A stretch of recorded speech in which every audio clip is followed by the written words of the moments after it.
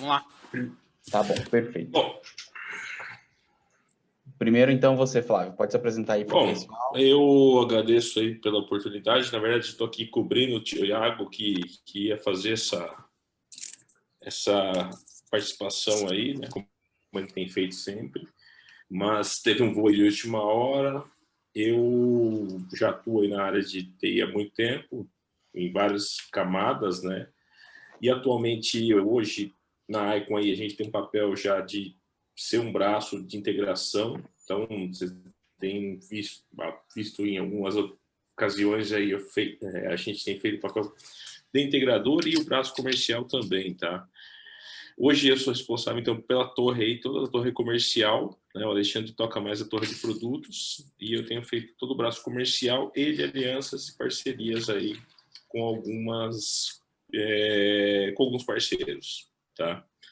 Então, acho que a ideia aqui nossa hoje é bater um papo sobre esses ataques iminentes que estão acontecendo aí. A gente tem visto que o volume tem aumentado exponencialmente, principalmente depois da pandemia, né? A gente até estava conversando ontem com o Vinícius aí sobre isso. Tem N fatores que causam isso, né?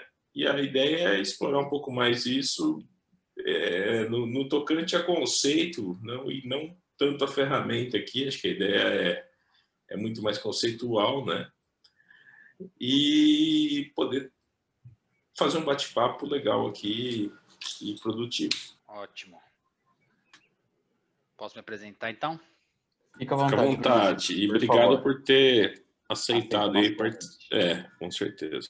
Imagina. Obrigado a vocês pelo convite. É um prazer estar aqui com vocês e a Icon, que já é parceira de longa data aí, Tiagão. Bom, eu sou Vinícius Durbano, sou CEO da EcoIT. A EcoIT é uma empresa fabricante de uma plataforma de cybersecurity e está há 12 anos no mercado e que vem acompanhando aí e ajudando os clientes a manterem a confiança das suas empresas através da segurança cibernética, né? E é bem isso que o Flávio falou, né? A gente vê uma crescente bastante grande em riscos cibernéticos, e esse tema sendo pauta de reunião de conselhos de governança, de alta direção, o que traz aí uma necessidade latente e até urgente de tratar realmente segurança cibernética como estratégico, que aqui no Brasil a gente tem um desafio gigante que é cultural, relacionado especialmente às pessoas que trabalham com tecnologia e depois, consequentemente, com todas as pessoas que estão envolvidas com tecnologia, né? Então, eu vejo que a transformação digital que a gente está vendo acontecendo já há alguns anos, né? Que é todos os negócios se transformando e entrando no mercado digital de alguma forma, de uma forma ou de outra, desde a Ambev com Zé Delivery até uma empresa de e-commerce que já nasce digital. A gente vê aí que segurança cibernética acaba sendo uma base importante. E aí, como o Flávio bem falou, a pandemia acelerou a transformação digital e, naturalmente, não poderia ser diferente, acelerou também os riscos, né? Então, acho que a gente vai ter várias oportunidades aqui para falar sobre isso, mas queria agradecer mais uma vez. Estar aqui com vocês é muito bom. Perfeito, legal. Obrigado, Vinícius. Bom, todo mundo já me conhece, né? Já faço parte aí dos webinars rotineiramente. Trabalho aqui na Icon na parte técnica, ajudando o pessoal a prover as nossas soluções aí para os nossos clientes, dando suporte. Estou vendo aqui que tem até alguns clientes aqui na lista de participantes, então não me xinguem ainda. É o nosso blogueirinho, né? Quase isso, né? Tô até escrevendo para o blog da Icon lá algumas besteiras de vez em quando. A ideia aqui é a gente falar um pouquinho do que aconteceu. Eu vou trazer um pouco de dados para, vamos dizer, aumentar um pouquinho o escopo de vocês. Esses dados são dados agora do terceiro trimestre de 2020, falando sobre essa parte de ataques, os tipos de vulnerabilidades que o pessoal está acostumando a utilizar nesses ataques. E a ideia é a gente falar um pouquinho para vocês de como isso funciona, comentar do que aconteceu. E claro, né, a gente dar uma luz para vocês no final do túnel, dizer que a gente tem soluções, tanto no nosso portfólio da Icon quanto na da Icon IT, que ajudam os clientes a se tornar mais seguro. A ideia aqui não é vender diretamente para vocês, não é isso, mas é dizer que nós temos soluções para se proteger. Ou todo mundo acha que lá na STJ, onde teve um grande ataque de ransomware, não tinha um antivírus, não tinha um firewall. Eu acho difícil não ter esse básico de infraestrutura, por exemplo. E mesmo assim, os caras estavam lá passeando nos sistemas da STJ há algum tempo, né? Ouvi dizer que era de março, abril aí, os caras já tinham entrado dentro do sistema deles através de uma vulnerabilidade do VMware e estavam dando um rolê, vamos colocar assim, dentro do ambiente do STJ. Então, a ideia é a gente comentar um pouquinho para vocês. Bom, vocês querem fazer algum adendo inicial ou querem ir direto aqui para que eu possa apresentar o PowerPoint aqui com o relatório e aí vocês comentam? O que vocês preferem fazer, Flávio e Vinícius? Por mim, pode seguir aí. Seguir, acho que a gente já falou dos 3 pilares aí, né? Pessoas, processos, tecnologia, né? Um ataque não nasce só por tecnologia. Ele nasce por brechas de pessoas, né? Gaps de processo e, consequentemente, uma conjunção de fatores é que causa, né? 3 meses navegando dentro do ambiente é porque existiu N falhas ali que causaram isso, né? Mas muito bem colocado pelo Vinícius, né? Tudo isso foi acelerado de uma forma que jamais a gente vai viver de novo uma aceleração dessa, né? Sem ser testada. Ninguém testou essa mudança de um dia para o outro, né? As empresas já tinham uma cultura, muitas vezes, de não investir, né? Por questões culturais. Então, foi tudo muito brusco, né? E aí, agora a gente vai ver o resultado aí do terceiro TRI em relação a toda essa conjunção de fatores. É igualzinho um acidente aéreo, né? Conjunção de fatores. Até um dos gaps que eu estava vendo ali nos estudos que eu estava fazendo, né? A gente trabalha vendendo ferramenta de segurança, a gente sempre é visto como o cara que é igual seguro. Ninguém quer, mas prefere pagar para não morrer depois com prejuízo. Então, assim, a gente está vendo que o tema de segurança está cada vez mais em voga, com esse monte de ataques.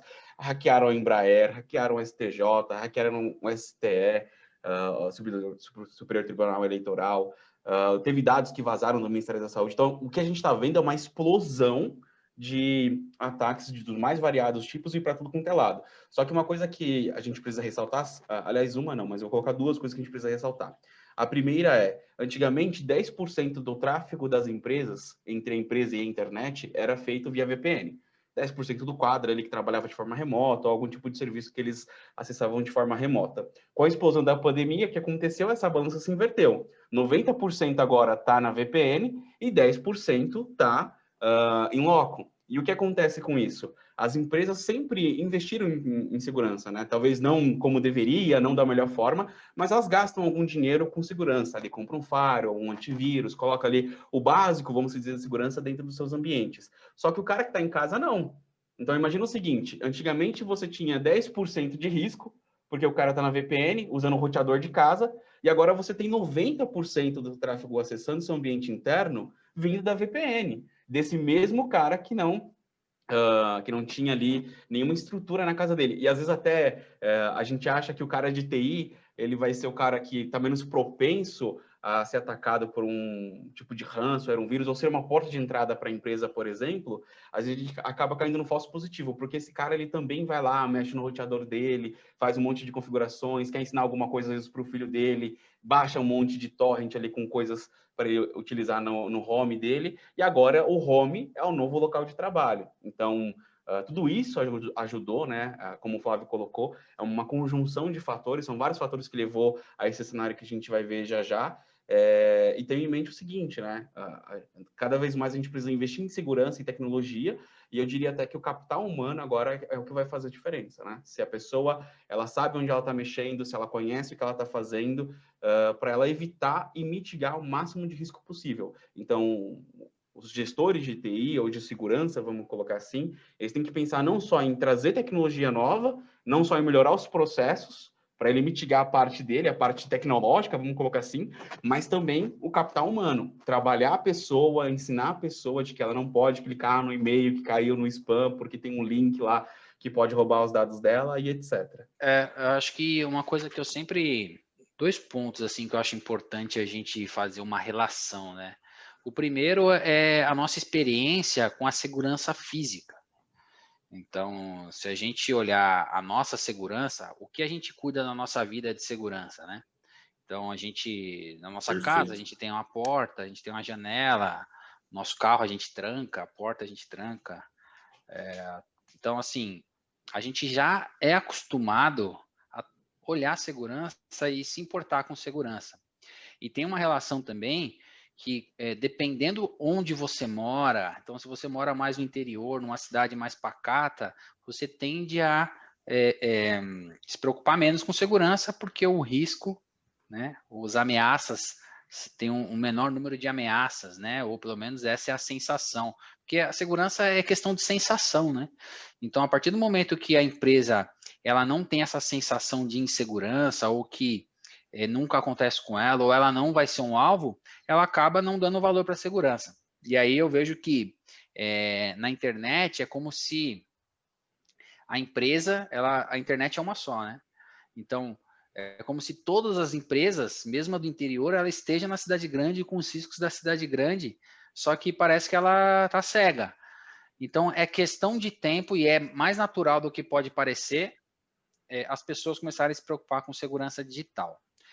O grande ponto de atenção que eu vejo na internet é que existe um barulho muito grande com relação a o que deve ser feito, né? Então, quando a gente pega a história do mercado de segurança, a gente vê claramente que tem uma tendência muito orientada a qual é o produto da vez, né? E muito menos a qual é o risco da vez, né? Então, eu acho que esse é um ponto que agora a gente chegou num nível que existe tantas opções e com tantas frentes, tantas possibilidades, que a gente consegue escolher o que realmente a nossa empresa, a nossa realidade precisa. Eu acho que esse é um ponto essencial no investimento de segurança. Olhar menos para essa é a melhor prática, eu preciso ter um antivírus, eu preciso ter um firewall, eu preciso ter XYZ, e olhar mais, por que eu preciso? Por conta desse risco. Então, eu vejo que a gente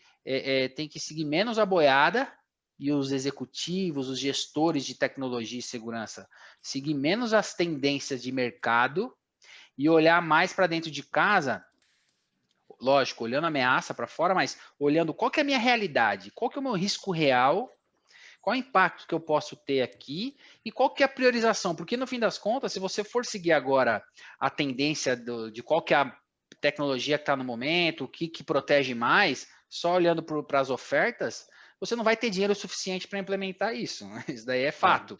Então, O dinheiro não é infinito, né? não é infinito. E o risco ele é infinito quase, assim. Na verdade, as ameaças são infinitas quase. Agora, seu risco não. Seu risco ele é finito. E aí achar qual que é esse risco, qual que é a maior qual a maior brecha que você tem orientado a risco, é o pulo do gato. Porque talvez não seja nem o firewall, talvez nem seja o antivírus. Apesar de serem coisas óbvias, né? E assim, tem coisa que, sabe, isso daí tem que ter. Na dúvida, tenha, porque, meu, não tem jeito, daí você tem que ter. Mas quem disse que você tem que melhorar o seu antivírus e não começar a fazer uma gestão de patch? Quem Não, disse que você tem que o ir para a exemplo é próxima o geração, né? STJ. Então, o exemplo é o STJ. Vocês acreditam mesmo que não tinha um firewall ou antivírus lá dentro? Devia ter. E mesmo assim, eles estavam suscetíveis a ataques. Por quê? Devem gastar um tempo e dinheiro, talvez, defendendo algo que não deveria ser a ponta do iceberg deles. Como você mesmo colocou, Vinícius, muito bem colocado, aliás. O profissional de TI tem que saber muito bem onde ele vai gastar o budget dele de segurança, porque não dá para comprar todas as ferramentas do mercado. E não é porque uma ferramenta saiu agora ou porque ele viu num relatório, por exemplo, um novo tipo de ataque que ele já tem que se preocupar com se defender desse cara. Ele tem que tentar ver onde está o gap dele e aí investir nesse gap. Falar, olha, aqui é onde eu estou mais vulnerável, então aqui é onde eu vou gastar mais dinheiro porque eu vou ser mais efetivo aqui na proteção. O que eu vejo bastante, além disso, é o treinamento humano. Eu acho que as empresas fazem muito pouco treinamento humano, ainda acho que é uma das maiores falhas que a gente tem na parte de segurança, é não se importar com o usuário que está lá na ponta, clicando num monte de coisas, porque geralmente esse cara é porta de entrada. É o elo fraco, né? Acaba sendo um elo fraco, né?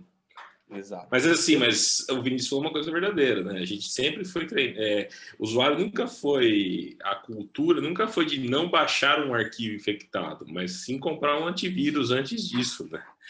Então, assim, baixa qualquer coisa, mas ele tem um antivírus que segura, né?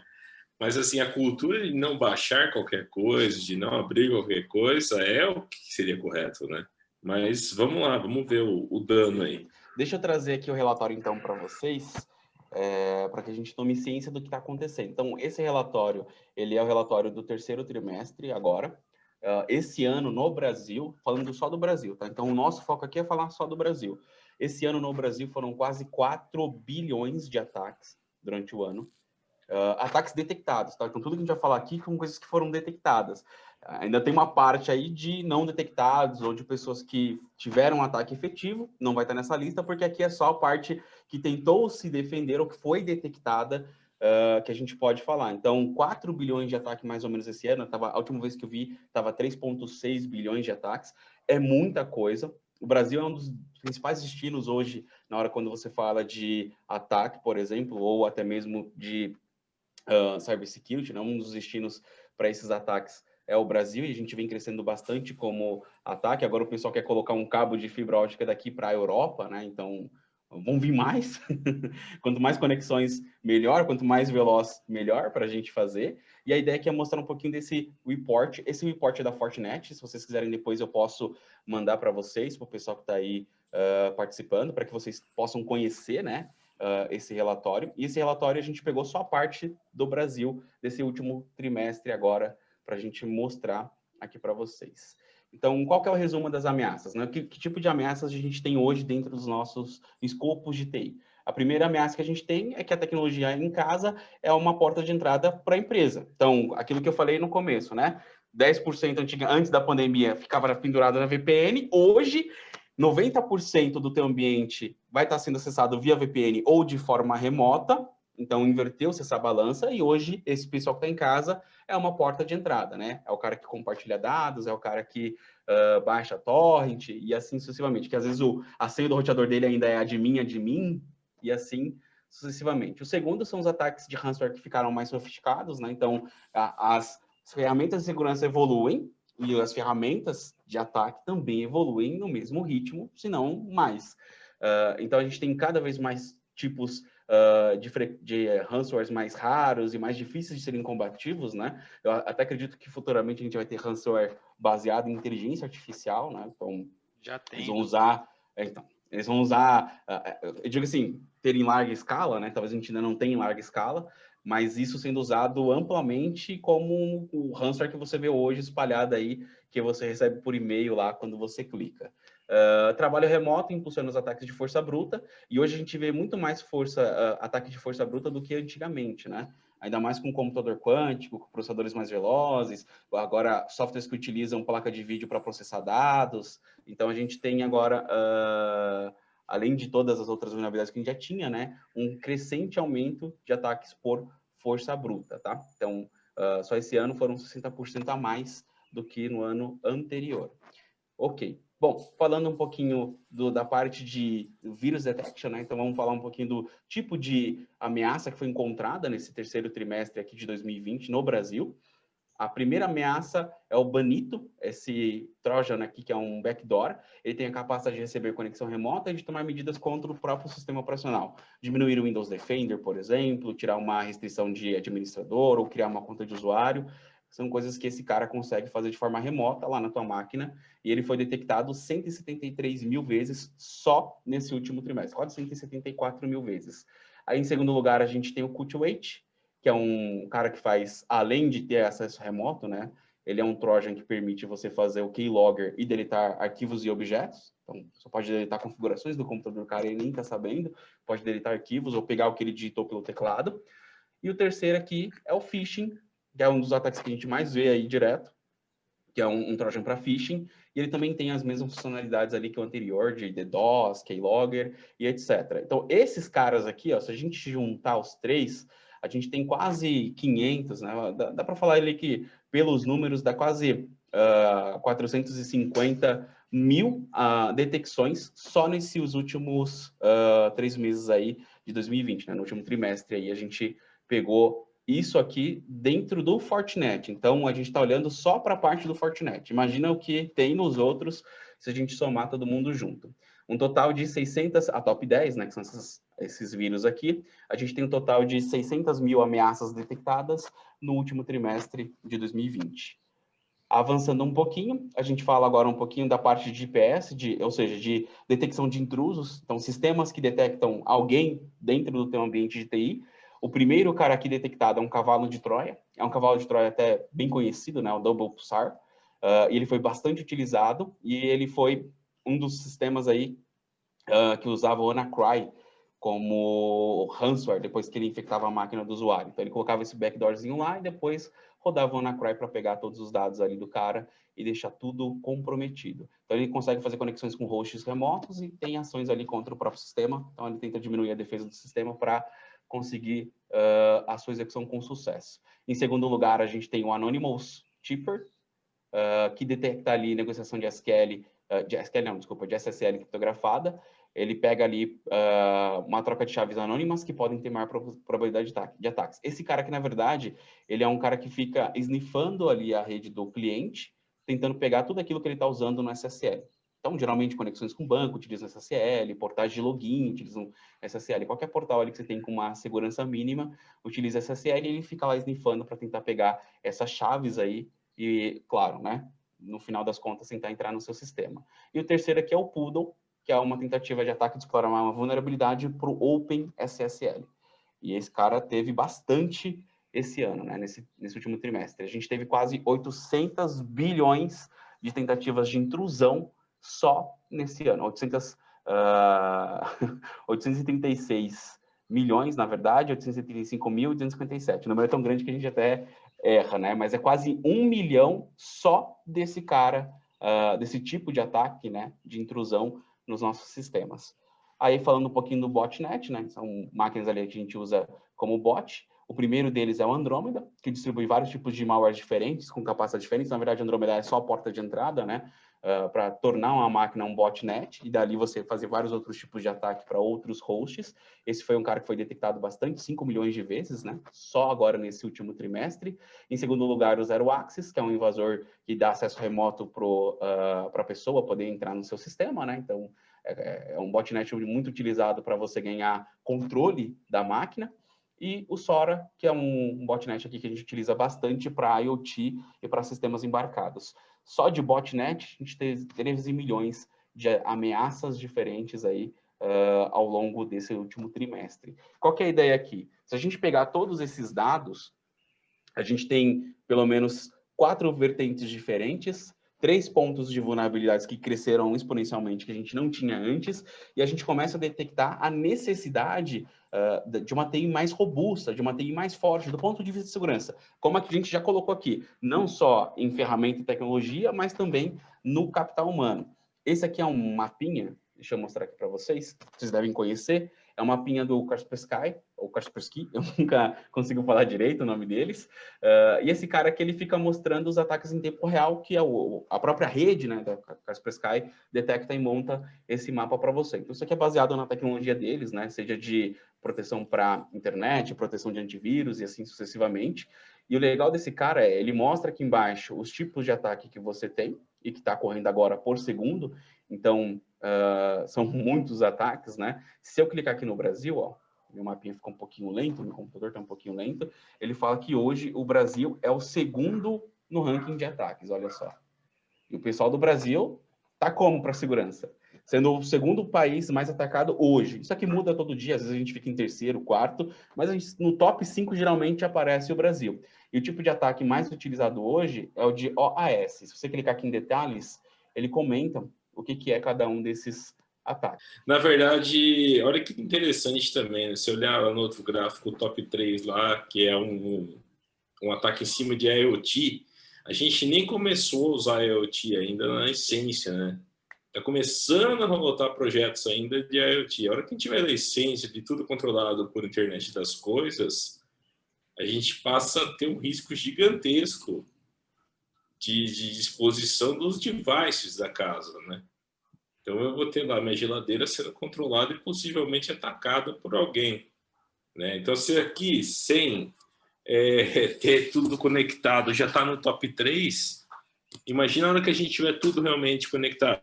Lâmpada, tomada e outros artefatos, né? De novo, quanto mais exposição, mais ataque, né? Ou a gente começa a ter bons hábitos de segurança e cultura de segurança, que é o que o Vinícius falou. A cultura de segurança é não andar na Praça da Sé às 11h45 da noite sem olhar para trás, né? Acho que é um bom exemplo, né? É uma cultura de segurança, né? A pessoa não andar sozinho.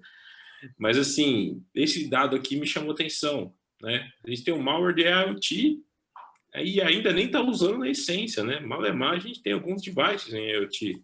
Imagina que tinha um semáforo controlado por IoT. Não, e pensa no seguinte, né? Uma pessoa tem quantas lâmpadas em casa? Aí, tem 10 lâmpadas, ele compra 10 lâmpadas inteligentes. Cara, 10 pontos de ataque já. Pro roteador que ele usa com admin. Então, o IoT, a gente não, acho que não chegou ainda no nosso dia a dia ali, né? Como pessoa física, mas se a gente for ver no mercado, a gente, por exemplo, tem cliente que já usa a plataforma para gestão de segurança de IoT e também de OT, né? Que é máquina industrial, né, robôs conectados. Mas hoje a gente já tem mais de 15 bilhões de coisas conectadas na internet. Então, tem pouquinho, mas são 15 bilhões já. É coisa pra caramba. Pô, mas você para uma fábrica aqui, teoricamente, né? Hoje você para uma operação com ransomware, com ataque de ransomware lá, com sequestro, teoricamente você para a parte de escritório, né? Você para os RP, você para toda a emissão, você para o faturamento, você para tudo. Daqui a pouco você vai parar realmente a fábrica fisicamente também, né? No STJ não parou todos os processos, até o site deles ficou fora do ar. Por Então, vários dias, né? Todos os processos. Imagina, uma das maiores cortes do país, que tem o maior número de processos ali para ser julgado, tudo parado, por causa de um ataque de ransomware. Né? O cara não entrou lá com ransomware, ele colocou ransomware depois que ele já tinha olhado tudo que ele queria olhar, depois que ele já tinha mapeado os alvos que realmente ele iria atacar, ele colocou o ransomware para funcionar. Mas a pergunta que fica aí até faço essa pergunta para vocês, como é que ele poderia detectar esse movimento lateral do cara dentro da empresa? Porque em algum momento a gente vai ser atacado, isso é fato, isso aí é igual consórcio chifre que o pessoal fala, né? Se você não ganhou ainda, um dia, uma hora você vai ter. É só esperar com um pouquinho de paciência que você vai ter. Eu acho que na questão do ataque é batata. Se você não foi ainda, uma hora você vai ser. E aí, como é que faz para detectar esse cara lá dentro, né? Cara, só conhecendo como é seu ambiente, teoricamente, o consórcio chifre, você vai passar a mão todo dia na sua cabeça para saber como é que ela é, não vai?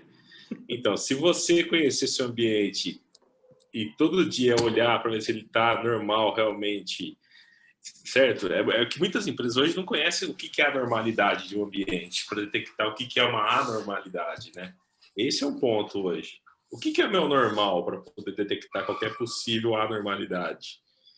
Então, o baseline ali estabelecido de segurança, não sei se concorda, é o que deveria ser feito, né? Para a gente poder começar a detectar o que é anormal dentro desse baseline, né? Se eu não tenho parâmetros para medir o que é normal, eu nunca vou saber se tem uma pessoa a mais dentro da minha empresa, tá? Estou falando de ataque físico, de uma tentativa de ataque de engenharia social.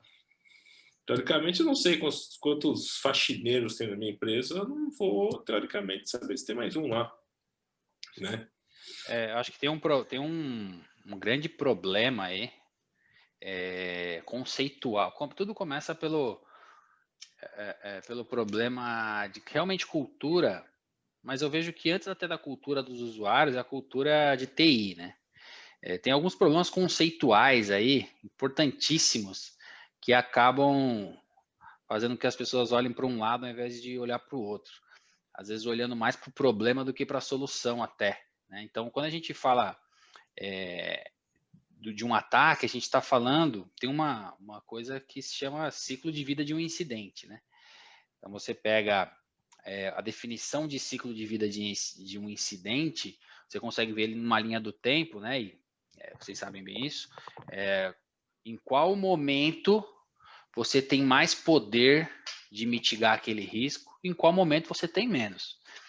E a questão de detectar uma ameaça já é um problema. Quando você já está detectando, alguma coisa você já errou. Porque você já perdeu algumas oportunidades de mitigar aquele risco, né? Porque, por exemplo, na ameaça, você tem ameaça, que a gente está olhando esse relatório muito legal, inclusive, você consegue reduzir, né, a quantidade de ameaças, de repente reduzindo a quantidade de software que você tem. Consegue. A partir do momento que você tem uma padronização maior, a tendência é que você tenha menos ameaças possíveis para te atacar. Isso é uma estratégia de segurança, padronização. Outra coisa, né? Então, depois de uma ameaça, e até antes de um incidente, né? Porque para você ter um ataque acontecendo, ou seja, um incidente, né? Seja um ataque ou não, mas para você ter um incidente acontecendo, você tem que ter uma ameaça, você tem que ter uma brecha.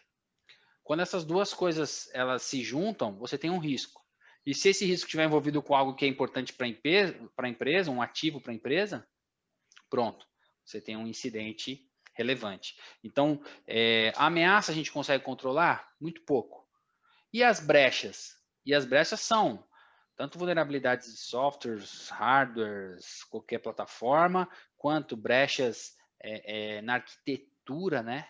Então, a gente tem até LGPD aí falando de Privacy by Design, né? Então, a privacidade desde a concepção de tudo, né?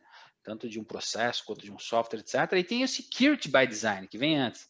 Então, a partir do momento que você cuida de uma infraestrutura, de uma área de tecnologia, e você não tem alguém na equipe que consiga entender, por exemplo, TCP/IP, que é o básico de rede ali, e que você não consegue desenhar uma melhor arquitetura da rede que não traga brechas para serem exploradas, você já tem um grande problema estrutural, né? Então, o Security by Design não existiu. Então, não adianta você colocar um monte de coisa de detecção, de proteção, porque, de repente, a brecha está na forma que você desenhou a sua rede, né? Então, algumas coisas de segurança são muito mais simples do que uma plataforma que você contrate. O problema é que você tem que ter a visibilidade disso. Acho que o grande ponto é o que o Fábio falou muito bem. Você tem que saber o que você tem. Por exemplo, inventário de TI é um dos mecanismos de segurança primordiais, porque ele vai te dar uma visibilidade de quais são as possibilidades de ter brecha e, ao mesmo tempo, você vai conseguir identificar potenciais riscos, né? Então, é um ótimo começo. Então, veja que não precisa ser não precisa usar inteligência artificial para fazer segurança. Apesar de hoje a gente já democratizar bastante, tem bastante coisa acessível e isso é ótimo. Mas é preciso entender que isso não é a solução. Eu gosto de fazer uma comparação com saúde, né, também.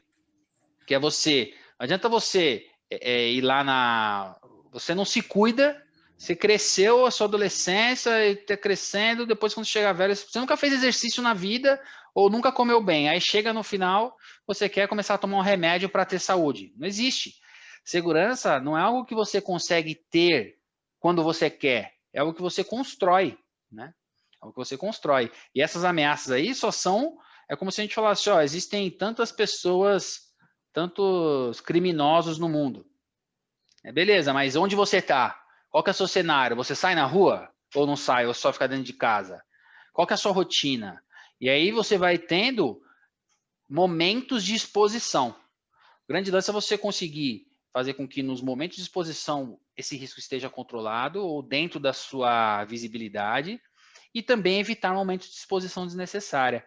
Quando a gente pega esses últimos casos aí, eles entram na estatística dos mais de 60% dos casos de violação de segurança, que são ameaças explorando vulnerabilidades conhecidas.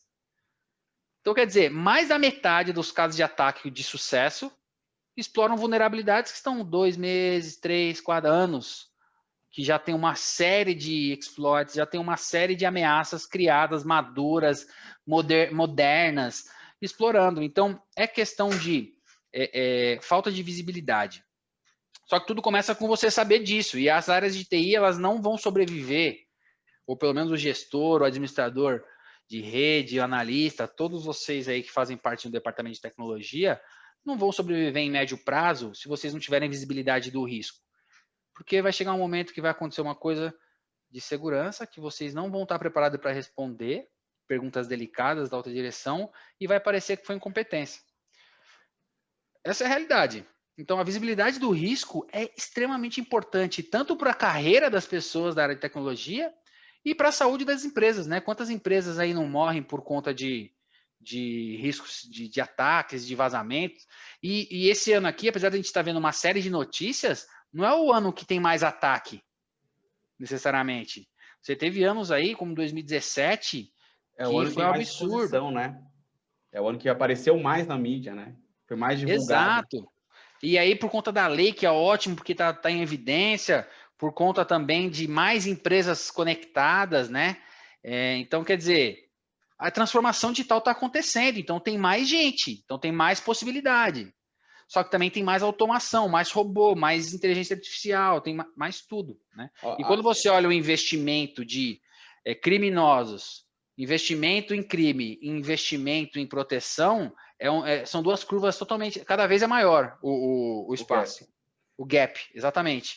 E isso daí é muito preocupante, né? Não sei se você já viram esse número, mas a movimentação econômica no mundo do crime cibernético, hoje, já é maior do que o de tráfico de drogas. Agora você imagina o tamanho do negócio. Não, diz o seguinte, acabou, teoricamente, assalto a banco, essas coisas, acabam, né? Com a gente cada vez mais indo para uma moeda que é, teoricamente, era o cartão, débito e crédito, e agora você passa aí para o Pix, que são transações de troca de dinheiro digitais, eles estão se especializando nisso, né? E aí, teoricamente, é isso que você falou. Eles já estão... Eu não sei se vocês viram aí uma quadrilha que foi pega fazendo mineração de bitcoins, com uma estrutura de mineração de bitcoins, que tinha uma casa inteira preparada para isso. Então, eu concordo com você. E tem essa migração mesmo, né, do crime tradicional para o crime digital. A transformação digital, ela acontece no crime também. Então, por exemplo, se você vê organizações criminosas famosas aí que a gente ouve nos jornais, eles têm área de segurança, de ataque cibernético. A gente acha que é só aquele carinha que tá lá em casa, lá o hacker, lá o nerd. Não, os caras têm uma estrutura parruda. E isso começou muito antes. Se você olhar os históricos de antigamente, você via a notícia no Fantástico, em algum lugar, dizendo assim, bandidos pegaram fotos do Google Maps para mapear o crime e tal. Cara, é usando a tecnologia para o crime. O crime cibernético não é só uma invasão, roubo de dados e etc. Na verdade, ele é qualquer tipo de crime que utilize o IT, a TI, a tecnologia da informação como um meio, fim, ou o benefício, no caso do Bitcoin, né, o benefício dele veio em formato digital, e também são crimes, né? Então, a gente já vê isso sendo usado há muito tempo. Eu até falo às vezes para os nossos clientes que a mitigação mais fácil que ele pode fazer e mais barata é o patch management. Por quê? Porque ele elimina de 70% a 80% de risco se ele fizer um patch management bem feito. É ele ter os sistemas atualizados e funcionando, corrigindo as vulnerabilidades que surgem no percurso, no meio do caminho, porque isso sempre vai surgir, sempre vai ter uma brecha ali para ser explorada, e quanto menos brechas você deixar ao longo do caminho, melhor, que foi o que você falou, né? Vou construindo essa TI ao longo do tempo. Então, vou para eles. Às vezes, quando eles me perguntam, né, como é que eu posso fazer aqui o investimento em tecnologia, em segurança, se eu tenho um budget limitado? Cara, como é que é o teu processo de patch management?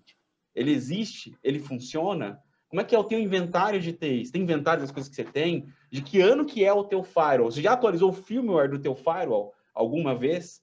Do teu roteador? Já trocou a senha dele do admin para outra coisa? Esse é o básico. Às vezes vocês parecem que o pessoal fala assim, não, mas você está falando isso com uma empresa, trocar a senha do admin. Cara, é verdade, acontece. Uma das maiores empresas que a gente tem aí, do setor financeiro, a senha do cara era 1234 ABC. Mas uma camada acima disso é gerir a vulnerabilidade, né? Como é que está a minha gestão de vulnerabilidades? Sejam elas de camada sistêmica, de tecnologia, ou seja, de questões humanas, né? Deixa eu já aproveitar e perguntar se o Vinícius quer apresentar alguma coisa, Vinícius. Quer colocar alguma coisa na tela? Eu tenho algumas coisas aqui, eu queria só compartilhar com vocês Seria legal. algumas perguntas essenciais. Eu acho que um ponto importante aí, eu acredito que, por exemplo, o Patch Management é extremamente importante realmente, ele está numa camada já de proteção e deve ser, tá entre aquelas coisas antivírus e firewall, né? Que é aquilo que quando você vai no médico lá, ele sempre fala para você, ó, você tem que, comer bem, você tem que fazer exercício, sabe? Aquelas coisas que, não tem muita discussão, você tem que fazer porque é a melhor prática, né? Para algumas empresas vai ser mais efetivo, porque o risco está muito relacionado àquilo, e outras menos efetivo. Eu acho que o primeiro ponto é você conseguir saber qual que é o seu risco, sabe? Mapear riscos relacionados a processos, igual o Flávio citou várias vezes, processos e pessoas, né? E tecnologia. Então, saber, onde está meu buraco? Está aqui, ó. Esse daqui é a minha realidade, tá? E tem como você fazer isso de uma forma rápida, barata. Hoje você não precisa você não precisa de grandes tecnologias para fazer isso, você consegue fazer isso rápido. E no fim das contas, você tem que conseguir responder algumas perguntas essenciais ali. Algumas perguntas, como por exemplo, imagina, e aí eu até perguntar para o pessoal aí que está nos assistindo aí. Quem já ouviu a pergunta e como responderia a isso, né? Você viu o que aconteceu com a empresa X? Viu o que aconteceu com a Embraer? Ouviu o que aconteceu com a STJ? Como a gente está com relação àquele problema ali? O que você vai falar? Você sabe responder essa pergunta? Ô, Flávio, você viu o que aconteceu lá com o Einstein? Como que a gente está com relação àquele mesmo risco deles lá? Isso tem que estar na ponta da sua língua. Você tem que saber responder isso rápido. Outra coisa, o que aconteceu? Sem gaguejar, exato. Ou então, assim, como que isso aconteceu? Pensei que você tinha isso sob controle, ou depois de um ataque. O que deu errado? E vai acontecer, né? É aquela máxima lá, né? Não é mais se, sim quando. Então, são perguntas delicadas e que já tem, nos últimos anos já vem uma tendência grande da alta direção fazer isso, o dono da empresa, do diretor financeiro, do CEO, né? E isso está cada vez mais relacionado à valorização da empresa. A gente atende algumas startups que tem essa questão da valorização, do valuation enraizado, né? E que são compradas por grandes companhias e tal. E cada vez mais o valuation da empresa, de tecnologia ou não, né? Mas tecnologia principalmente, está relacionada ao quanto ela é confiável, o quanto ela é resiliente, ou às vezes até antifrágil, né? O quanto ela consegue aprender depois de um incidente, depois de um problema e transformar isso em oportunidade de melhoria exponencial, sabe? De você realmente pegar aquele problema que você identificou, aquela brecha e falar, pô, isso daqui, não vou só corrigir essa brecha, eu vou corrigir, vou fazer 3 vezes mais, vou fazer, de repente, criar um processo maduro, vou automatizar a correção, vou fazer, sei lá, alguma coisa que vá além, né? Porque daí você tentar sempre buscar estar à frente das ameaças, né? Acho que o grande lance é esse, você conseguir estar à frente das ameaças para que você reduza ali o seu tempo de exposição. É para isso que a gente deveria ter aí as ferramentas com predição analítica para poder começar a prever, né? Legal, esse comportamento X desse tipo de ataque vai acontecer de novo, talvez de outra maneira, né? A gente tem visto algumas soluções apostando nisso. Acho que é bem isso, assim, o futuro da segurança cibernética, especialmente, passa por aprendizado de máquina, machine learning, né, como inteligência artificial. Então, necessariamente, não tem jeito, porque o crime está indo para esse caminho e não tem como humanamente você conseguir combater isso, né? Só que, mais uma vez, né, existe um arroz com feijão, que a gente falou aqui, que ele é arroz com feijão para sempre. que É a lição de casa, né? A lição de casa não tem jeito, que é você blindar, e a blindagem é como? A blindagem é você realmente conseguir reduzir a quantidade de brecha. Basicamente é isso. Quanto menos brecha você tiver, e aí a brecha do seu negócio, tá? Não é a brecha do mercado, é a brecha do seu negócio. Então, pô, manda um e-mail teste para os funcionários, vê quem clica em tal e-mail, uma simulação de phishing. Isso daí você não precisa de sistema para fazer isso uma vez. Não consegue fazer. Ou verifica quantas pessoas têm lá a senha, uma senha complexa, antes de você criar uma regra fixa para isso, se é que você não tem já, deveria ter, né? Então, algumas coisas você já vai perceber, pô, aqui o índice de senha fraca é 80%, 90%. Tá aqui uma brecha. Ah, as pessoas clicaram, tá aqui outra brecha. Ah, quantos dos seus sistemas você tem mapeado? Quais deles têm vulnerabilidade técnica? Tá aí outra brecha. Quais deles suportam um processo, um ativo crítico, um processo crítico do negócio? Tá aí outra. Então, dá para você pegar ali de 100 coisas que você tem que ver, você pegar 10 coisinhas ali para você atuar, você já vai começando a eliminar riscos e aí fazer a segurança efetivamente, né? E aí depois você vai aperfeiçoando isso, né? E aí isso daí serve para qualquer empresa de qualquer tamanho, é questão realmente de entender a importância de olhar para o risco. Talvez, né, o que eu tenho pensado muito e a gente tem visto muito aqui é o ponto aí da LGPD, como, por mais que não seja o objetivo direto dela, tem sido aí um estupim para a gente começar a mexer nessas pilastras, né? Porque eu posso aproveitar ali para mexer nos meus processos. Eu posso aproveitar tem uma pergunta aqui, deixa eu te interromper um minutinho, Flávio. Tem uma pergunta do Anônimo, ele não quis se identificar, ele manda como Anônimo perguntando o seguinte: quais são os 3 pilares mais importantes para a segurança que ele deveria se preocupar? Cara, é isso, os 3 principais pilares, vamos colocar assim, que ele deveria se preocupar. Isso, de segurança, falando de segurança. Cara, você que vai descobrir do seu negócio, não tem assim, existem 3 pilares de segurança, né? Que alguns deles a área de tecnologia já está muito acostumada a trabalhar, que, por exemplo, a disponibilidade é um dos pilares de segurança que TI sempre trabalhou muito, né? Que manter o servidor no ar, manter a produtividade, o negócio não parar. Então, TI sempre é muito orientado à disponibilidade, né? Outra coisa que também TI já está muito acostumado é trabalhar com a integridade, que é o segundo pilar.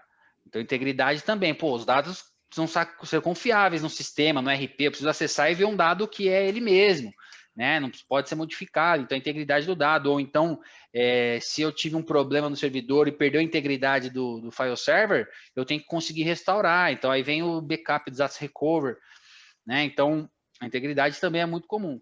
Agora, tem um terceiro pilar que é a confidencialidade, que a gente tem um trabalho aí normalmente nas empresas de autenticação, né, da parte de credenciais e tudo mais, que ainda é um desafio gigante, apesar de ser uma coisa extremamente simples, entre aspas, né? Então, é algo que é trivial, mas que não é uma solução definitiva ainda. A autenticação é um grande problema. Só que tem um ponto adicional, acho que um quarto pilar, vamos dizer assim, que é a privacidade que está tanto em voga, né? Essa, ela só existe se você estiver fazendo a parte de segurança cibernética. E aí que vem essa questão que o Flávio estava falando da lei, né? Assim, a lei, ela diretamente está falando de cybersecurity. Não, ela está falando, ela está claro ali. Quando você pega quais foram a base da lei, quando você pega ali no princípio de segurança e prevenção, é cybersecurity. A não ser que seus dados não estejam digitais, que é a minoria das empresas. Se sua empresa for tudo no papel, aí você não tem nada que trabalhar com cybersecurity para atender a LGPD. Caso contrário, que é 99% das empresas, não sei a porcentagem exata, mas é a grande maioria, então você tem sim segurança digital, cybersecurity, como base essencial para você conseguir garantir a privacidade, que não era muito comum, né, as empresas olharem isso num nível que precisa olhar agora. Olhava assim, privacidade, mais na parte de confidencialidade, né? De faturamento, de alguns, tipo segredo industrial, coisas específicas relacionadas à estratégia de negócio. Agora, imagine que a privacidade ela vai ter que estar basicamente tudo, porque de repente você vai ter um lugar que você vai ter um dado de uma pessoa que você nem sabe que tinha e que de repente vai vazar e pode gerar um problema. Ou um banco de dados que alguém baixou ali, que trouxe de uma outra empresa e que você coletou de alguma forma, eles têm uma responsabilidade. Então virou de ponta cabeça. E aí quando a gente olha para isso, a gente fala, pô, não, isso daí então foi inventado agora? Não, já é muito maduro esse cenário.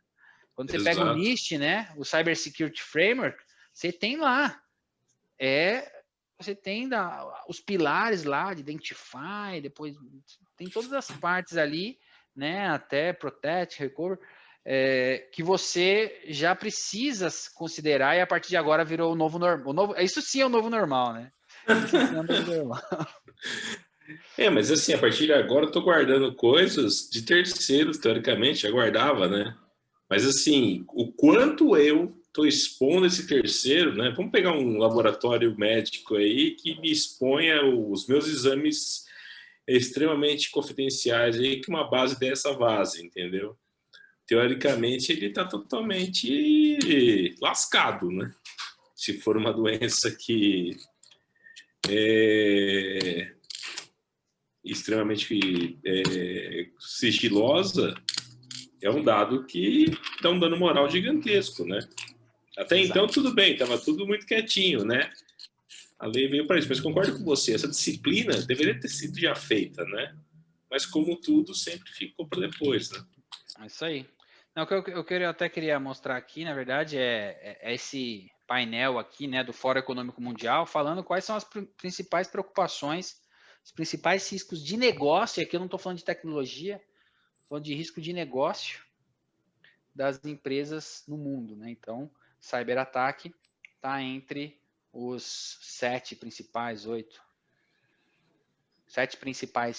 riscos, né, de negócio para as empresas. Então, é algo que está cada vez mais relevante. E aí, aquelas perguntas, né? Como que você está preparado, o quanto você está preparado para responder esse tipo de pergunta? Somos 100% seguros? Você tem certeza? E aí, responde. Você viu o que aconteceu na empresa X? Como a gente está em comparação a eles? Sabemos nossos riscos? O que tira seu sono? E uma coisa importante, tá? Os donos das empresas, os C-levels, eles já fazem gestão de risco a todo momento, e não é de hoje. A única diferença é que agora o cyber risco está no radar deles. No radar deles. Uhum. Ele gerir o risco do negócio, né? E se eu não vender? E se a safra não for boa? E se eu tiver um novo concorrente? Agora e se a gente tiver um ataque de ransomware? E se cair o faro? E se roubarem os dados? E se vazarem os dados da LGPD? É isso aí. Agora, nada mais do que mais uma matéria que ele vai aprender, assim como ele aprendeu as outras. Assim, ele não vai saber profundamente, mas ele vai monitorar isso. Vai estar lá no relatório, vai estar na reunião de conselho.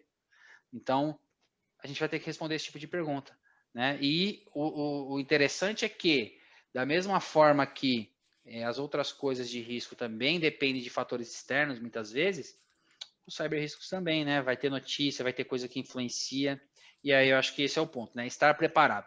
Acho que a gente fosse resumir tudo que a gente falou aqui, cada departamento, seja você analista, gerente, CIO ou CEO, estar preparado, estar um pouco mais preparado, dar um próximo passo em direção a saber a sua realidade com relação a risco, sabe? Então, se você souber um pouquinho mais do que ontem com relação ao risco, você já vai estar bem mais preparado, as suas chances de um ataque já diminui bastante, a chance de um vazamento, a chance de ficar refém de alguma coisa. Então, dar um passinho, né, um pequeno passo em direção a ter visibilidade do seu risco, porque daí você tem um poder de decisão, né? Porque a pior coisa é você não ter um poder de decisão. De antecipação também, né? Quando você está começando a olhar para aquilo com um olhar de análise, você tem antecipação. Quando você ser pego, desculpa o português, claro, com a calça. Você pega de calça curta. Ele fugiu a expressão. Mas, assim, ter poder de antecipação, que é o que tudo hoje prega, e quando a gente olha para as novas tecnologias, né, que é predição, machine, deep learning, Mas concordo com você, um passinho de cada vez. O que eu problema é não se mexer.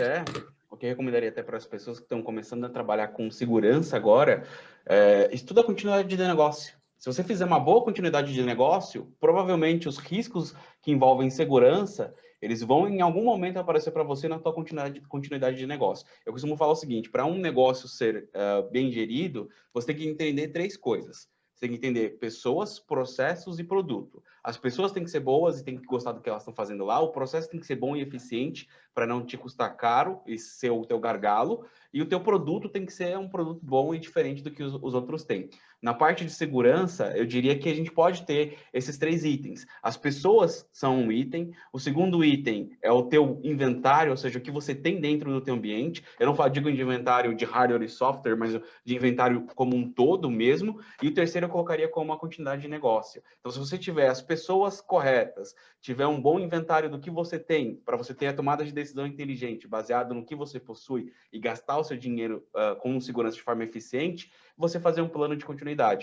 Então, esses 3 itens vão te garantir que mesmo que você esteja suscetível a um ataque, porque isso vai acontecer em algum momento, como o Vinícius colocou, em algum momento você vai estar suscetível. Se isso acontecer, você tem um plano de continuidade para o teu negócio não parar ali. Eu acho que isso é o mais importante até do que falar só da cibersegurança, etc. É ter um bom plano de continuidade e envolver o time de segurança com um plano de continuidade para ele ficar bem amarrado e você não ser pego de calças curtas, como o nosso amigo Flávio disse.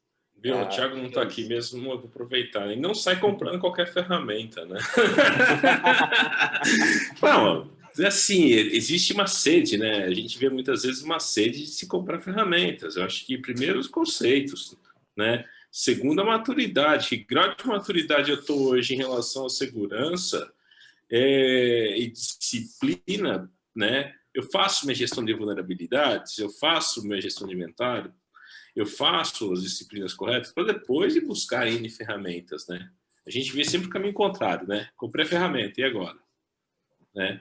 Então, assim, a gente tem sempre um braço consultivo, eu e o Vinícius também, de apoiar nessa questão de qual é o roadmap que eu devo estabelecer aqui para fazer os melhores investimentos. Vocês falaram várias vezes aqui, né? O dinheiro é finito.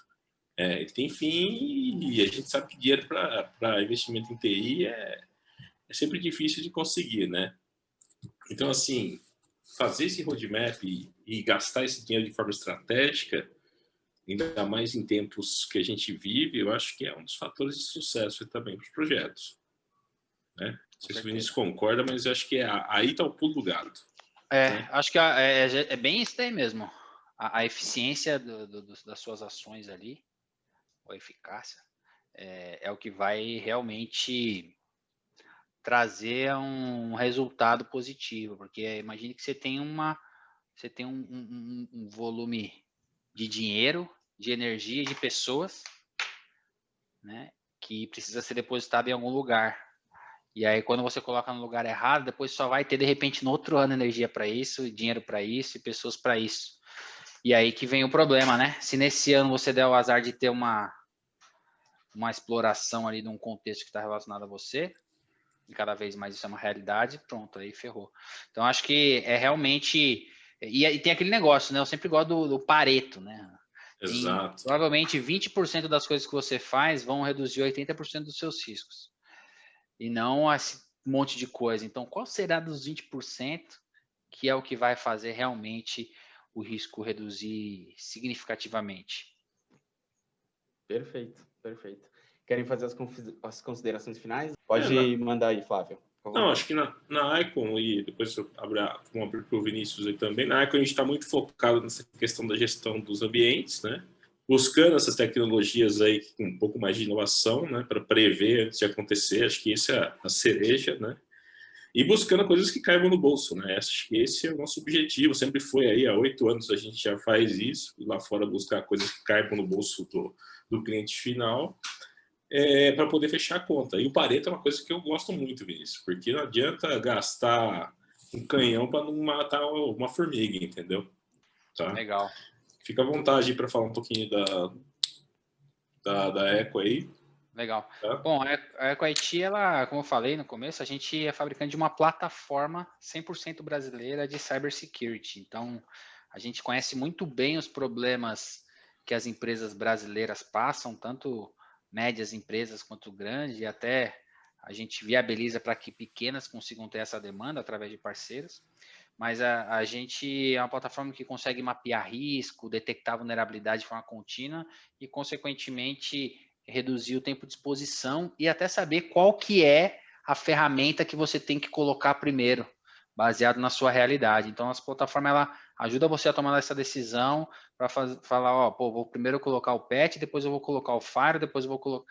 Então, a gente consegue mapear, te dar isso de uma forma muito rápida, para você conseguir ter o poder da decisão orientado à sua realidade. Então, quem quiser conhecer lá, a gente, ecoit.com.br, fica à vontade, será um prazer aí conhecê-los.